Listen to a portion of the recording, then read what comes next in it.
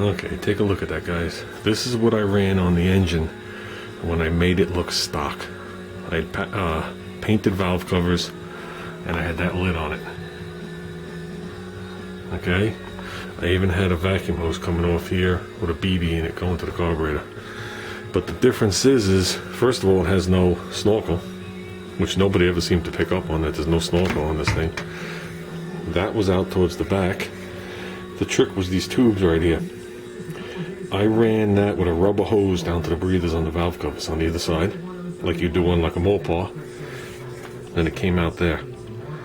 Went behind the engine, actually X'd over, that's the way it worked out best, and went to the scavengers on the collectors. I thought that was actually a pretty cool setup, that's why I saved it.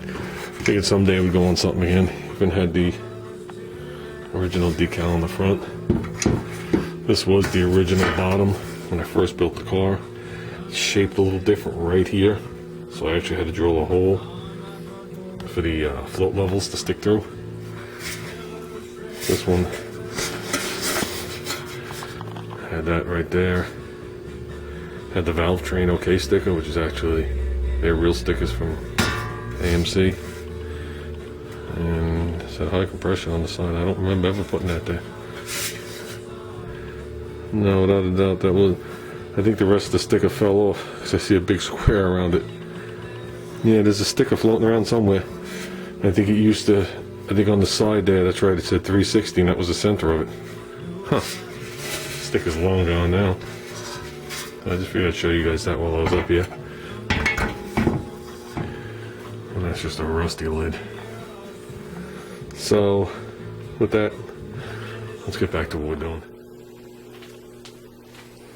See, every day's like Christmas here. There's a box up top. Sitting on that box was another box. And the last time I was up there, I turned around and I saw sticking out of the top of the box was Junior's Monster Tack that I gave him.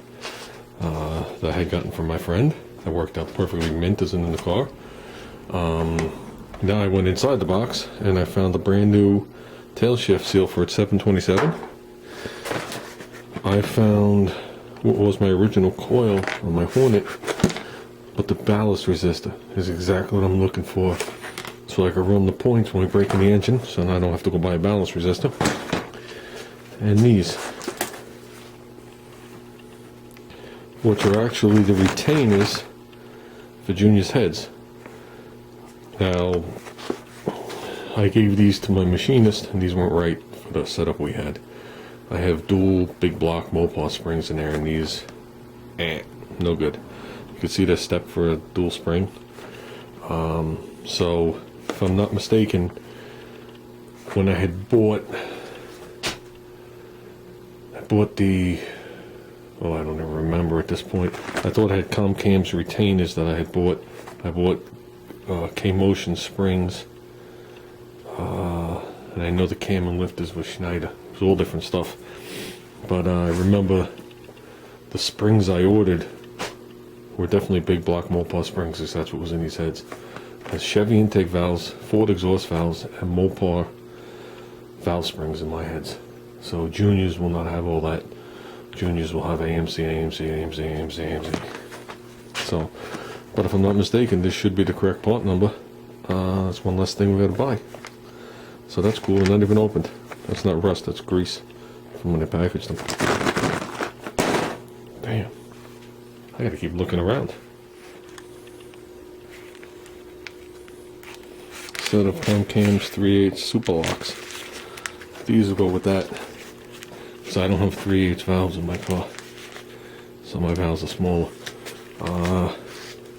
They should all be there. I'll count them out. If not, we'll get another bag.